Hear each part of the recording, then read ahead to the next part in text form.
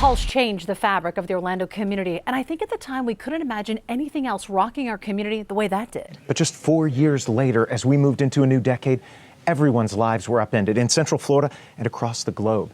And even though we're still mid-2020s, the story of this decade, hands down, is the COVID-19 pandemic. Help ensure these public safety measures and encourage social distancing. I am implementing a curfew. In March of 2020, life in Central Florida changed almost overnight.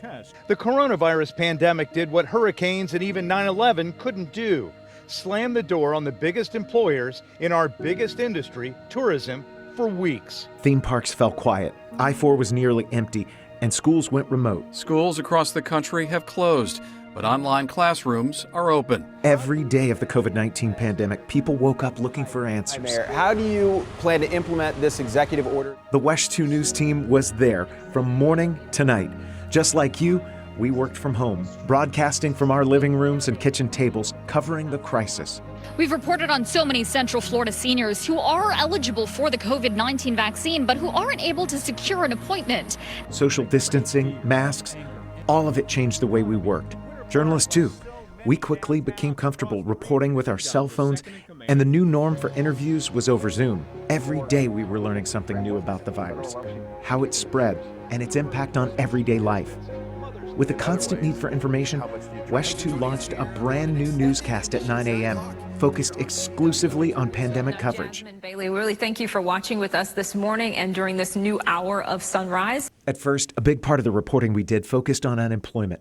With tourism taking a massive hit, thousands of gainfully employed people found themselves in need, and it was too much for the state's unemployment system. Hundreds of thousands of people could not submit their applications, and those who did either had to wait months to be approved or were rejected, many times in error. Those layoffs meant families weren't able to put food on the table. That's when our partners at Second Harvest Food Bank shared the need was reaching levels they'd never seen before.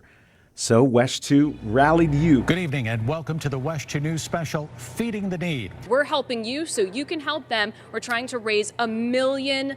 And together, we did it. $1,033,937. We cannot thank you enough. Going beyond that $1 million goal for Second Harvest Food Bank to help feed the staggering number of families suddenly without paychecks. As we turned the calendar into 2021, pandemic fatigue was here, and there were lots of questions about vaccines.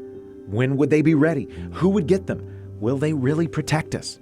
I didn't think twice about coming because it's a chance to save my life. Hortense Smith and her husband are among the first seniors getting a coronavirus vaccine at the Flagler County Fairgrounds. Seniors were prioritized for the shots, as were healthcare workers.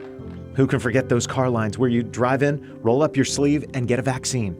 Once available to everyone, more than 70% of the state got vaccinated. I think we have got to stand up for people's jobs and their livelihoods. Governor Ron DeSantis says he's calling a special session of the legislature next month to pass laws that will ban local governments and agencies from mandating COVID-19 vaccines for their employees. By September of 2022, the state health department stopped reporting COVID numbers. In the 2.5 years Florida collected data, 7.5 million people contracted COVID, with just under 90,000 of our neighbors dying from the virus.